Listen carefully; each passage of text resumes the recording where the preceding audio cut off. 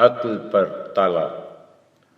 دنیا کی تاریخ میں علاؤالدین خلجی واحد بادشاہ تھا جس نے نہ صرف مہنگائی پر قابو پا لیا تھا بلکہ دنیا کے بے شمار ممالک نے بعد ازاں اس کے اصلاحات کو کاپی کیا۔ ہمیں آج امریکہ، برطانیہ، جاپان اور انڈیا میں مہنگائی پر قابو پانے کے جتنے قوانین اور ادارے دکھائی دیتے ہیں ان کا اصل بانی علاؤالدین خلجی تھا۔ علاؤالدین خلجی نے اقتدار سنبھالا تو اس وقت ہندوستان دو بڑے مسائل کا شکار تھا۔ سابق حکمرانوں کی عیاشیوں کی وجہ سے خزانہ خالی تھا، حکومت قرضوں پر چل رہی تھی، دو تاتاری افریت بن کر آگے بڑھ رہے تھے اور دہلی کے تخت کو صاف دکھائی دے رہا تھا اگر ہندوستان نے اپنی دفاعی پوزیشن مضبوط نہ بنائی تو تاتاری اژدہے کی طرح پورے ملک کو نگل جائیں گے۔ اس صورتحال میں بادشاہ مخمصے کا شکار ہو گیا۔ ہندوستان کو بچانے کے لیے ایک مضبوط فوج چاہیے تھی، لیکن فوج کو تنخواہیں اور دیگر مراعات کہاں سے دی جائیں گی؟ دوسرا، معاشی صورتحال کو کنٹرول کرنے کے لیے فوج کی تعداد اور مراعات میں کمی کی جائے تو ملک کو تاتاریوں سے کون بچائے گا؟ بادشاہ کے مشیروں نے اسے وہ مشورے دینا شروع کر دیے جو عموماً اس قسم کی صورتحال میں حفیظ شیخ قسم کے مشیر یا وزیر دیتے ہیں۔ بادشاہ سے کہا گیا، آپ عوام پر ٹیکس بڑھا دیں، ہندوستان میں اگنے، فروخت ہونے، خریدے جانے یا پھر استعمال کی جانے والی ہر جنس پر 10 سے 15% GST لگا دیا جائے۔ لیکن بادشاہ نے سوچا، کیا لقمے لقمے کو ترسے عوام مزید ٹیکس دے سکیں گے؟ اس کا جواب نفی میں تھا، کیونکہ اس وقت دہلی شہر میں سفید پوش بآواز بلند زکوٰۃ اور صدقے کے حصول کے لیے صدائیں لگاتے تھے۔ لوگ 3 کی جگہ دن میں ایک بار کھانا کھاتے تھے اور کچا پیاز باقاعدہ سالن بن چکا تھا۔ اس صورتحال میں بادشاہ کا ایک مشیر ملک خطیر الدین آگے بڑھا اور اس نے بادشاہ کو ایک ایسی پالیسی بنا کر دی جو آج 700 سال گزرنے کے بعد بھی نہ صرف قابل عمل ہے بلکہ ماڈرن ورلڈ اس پر عمل پیرا بھی ہے۔ ملک خطیر الدین نے بادشاہ کو مشورہ دیا، آپ ملک کے تمام ادارے مختلف وزیروں کے حوالے کر دیں، لیکن مہنگائی کنٹرول کرنے کا محکمہ اپنے ہاتھ میں رکھیں۔ آپ کھانے پینے اور عام استعمال کی اشیاء کی قیمتیں خود طے کریں اور روزانے کی بنیاد پر ان کی پڑتال کریں۔ بادشاہ کو مشورہ اچھا لگا، چنانچہ اس نے سب سے پہلے پورے ملک کے لیے گندم، جو، چنے، چاول، گڑ اور دالوں کے نرخ طے کر دیے۔ یہ ریٹس پورے ملک میں یکساں تھے، کسی تاجر کو اس میں گڑبڑ کی اجازت نہیں تھی۔ بادشاہ نے بڑے شہر میں غلہ فروشوں کی منڈیاں بنوائیں، تاجروں کو ان بڑے شہروں میں آباد کرایا۔ شہر کے تمام لوگ صرف انہی منڈیوں سے اناج خرید سکتے تھے۔ ان منڈیوں کے علاوہ اناج کی خرید و فروخت پر پابندی لگا دی گئی۔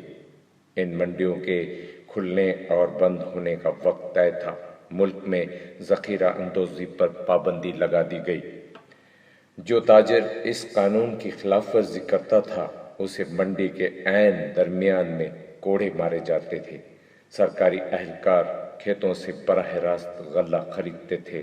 یہ غلہ بعد ازاں تاجروں کو فروخت کیا جاتا تھا اور تاجر طے شدہ منافع رکھ کر اسے گاہکوں کو فروخت کرتے تھے۔ بادشاہ کسانوں کی لاگت پر بھی توجہ دیتا تھا۔ اگر کسی سال بارش کم ہوتی یا بیج مہنگا ہو جاتا تو بادشاہ قیمتوں کو خود ریوائز کر دیتا تھا۔ علاؤالدین خلجی نے غلے کے بعد سبزی اور گوشت کے نرخ پر توجہ دی۔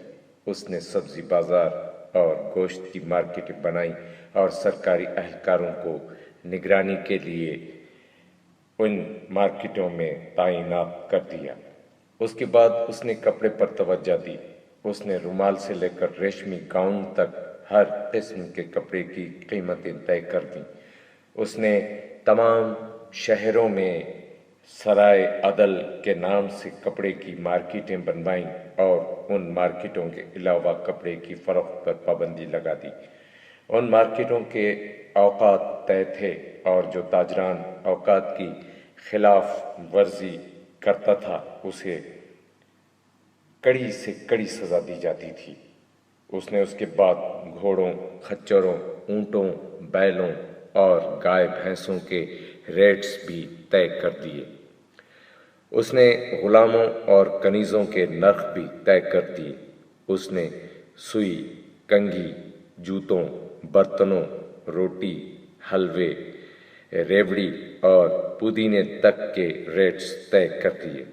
اس نے تیل اور مہندی تک کا نرخ بھی فکس کر دیا۔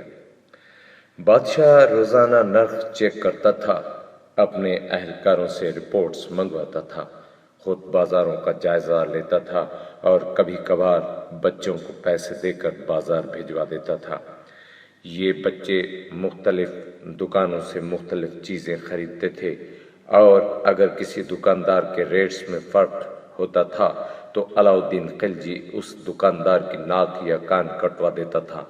بادشاہ ریٹس کے معاملے میں اس قدر سخت اور قانونی تھا کہ اس نے دہلی کی طوائفوں کو بھی 3 حصوں میں تقسیم کیا اور ان کے نرخ بھی طے کر دیے۔ بادشاہ کی اس حکمت عملی کی وجہ سے مہنگائی کنٹرول ہوئی، لوگ خوشحال اور مطمئن ہوئے، خزانے میں پیسے آنے لگے اور بادشاہ نے فوج بڑھانا شروع کر دی۔ بادشاہ کی اس حکمت عملی کے باعث 4,75,000 سواروں کا ایک لشکر جرار تیار ہو گیا۔ اس لشکر نے بعد ازاں نہ صرف مغلوں اور تاتاریوں کا مقابلہ کیا بلکہ بادشاہ نے مالوا، اجین اور دکن کے علاقے بھی فتح کر لیے اور یہ دنیا کے نامور حکمرانوں میں شمار ہونے لگا۔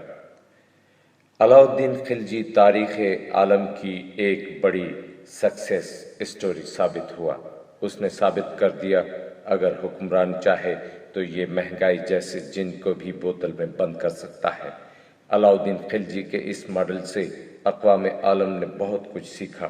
یورپ اور امریکہ میں بعد ازاں کوالٹی کنٹرول اور پرائس کنٹرول کے ادارے بنے، ہول سیلز مارکیٹیں اور کیش اینڈ کیری کے تصور نے جنم لیا، ڈرگ انسپیکٹر اور پرائس کنٹرول اتھارٹیز کی بنیاد پڑی اور بنیادی اشیاء ضرورت کے کنٹرول کے فلسفے نے جنم لیا۔ یہ تمام ادارے اس وقت پاکستان میں بھی کام کر رہے ہیں، لیکن بدقسمتی سے یہ ادارے فعال نہیں ہیں۔ اس کی چند بڑی وجوہات ہیں۔ اس کی پہلی وجہ حکومتوں، حکمرانوں اور سیاسی جماعتوں کے ذاتی مفادات ہیں۔ بدقسمتی سے عوام کو لوٹنے والے 90% تاجر اور صنعت کار حکومتوں اور سیاسی جماعتوں کا حصہ ہیں، لہذا حکومت اور حکومتی ادارے ان کے سامنے بے بس ہیں۔ آپ ایک لمحے کے لیے سوچئے، اس ملک میں آٹے کا بحران کون پیدا کرتا ہے؟ چینی کون سستی نہیں ہونے دے رہا؟ گھی، دالوں اور چاولوں پر کون قابض ہے؟ کپڑا کون مہنگا کر رہا ہے؟ اور بجلی، گیس اور پیٹرول کی مہنگائی سے کون فائدہ اٹھاتا ہے؟ آپ کو اس کا جواب حاصل کرنے کے لیے زیادہ غور و فکر کی ضرورت نہیں ہوگی۔ دوسری وجہ ترجیح ہے۔ پاکستان میں بدقسمتی سے مہنگائی سمیت تمام عوامی مسائل حکومت کی ترجیحات میں شامل نہیں ہیں۔ چنانچہ ہمارے وزیر اعظموں اور صدور کے پاس عراق، افغانستان، امریکہ، حتیٰ کہ چلی کے مسائل حل کرنے کے لیے وقت ہوتا ہے، لیکن عوام کو سستے داموں چینی، آٹا، دالیں اور سبزیاں فراہم کرنے کے لیے ٹائم نہیں ہوتا۔ اس ملک میں NRO جیسے ایشوز پر پارلیمنٹ کے 10 سیشن ہو جاتے ہیں، لیکن مہنگائی کے مسئلے کو قومی اسمبلی میں 10 منٹ نہیں ملتے۔ وزیر اعظم نئے سیاسی اتحادوں کے لیے وزیر قانون چودھری پرویز الہی کی رہائش گاہ پر بھجوا دیتے ہیں، لیکن مہنگائی پر قابو پانے کے لیے 5 منٹ کی میٹنگ نہیں کرتے۔ حکومت کی سنجیدگی کا یہ عالم ہے کہ وفاقی وزیر زراعت نظر گوندل فرماتے ہیں، اگر چینی مہنگی ہے تو عوام چینی کا استعمال بند کر دیں۔ واہ، کیا جواز ہے، کیا دلیل ہے! اس کا مطلب یہ ہوا اگر کسی شخص کو جینے میں پرابلم ہو رہی ہے تو وہ خودکشی کر لے۔ اور تیسری وجہ، جب تک وزرائے اعلیٰ اور وزیر اعظم پرائس کنٹرول اور کوالٹی کنٹرول کو اپنے ہاتھ میں نہیں لیں گے، یہ علاؤالدین خلجی کی اسپرٹ سے کام نہیں کریں گے۔ اس وقت تک ملک سے مہنگائی ختم نہیں ہو سکے گی۔ لیکن ہمارے حکمران تو مارکوس بننے کی کوشش میں ہیں۔ ان کی کوشش ہے ان کی آخری عمر ہوائی میں گزرے، لہٰذا ان کے پاس علاؤالدین خلجی جیسے کم عقل بادشاہ کی حکمت عملی پر غور کرنے کے لیے وقت نہیں۔ اللہ تعالیٰ جب کسی کی عقل پر تالا لگا دیتا ہے تو وہ اس کو کیسا بنا دیتا ہے، یہ دیکھنا ہو تو آپ آج ایوان اقتدار کی طرف دیکھ لیجئے۔ آپ کو وہاں ایسے لوگ دکھائی دیں گے جنہیں اللہ تعالیٰ نے اقتدار دے کر ان سے عقل، درد دل اور عزت چھین لی۔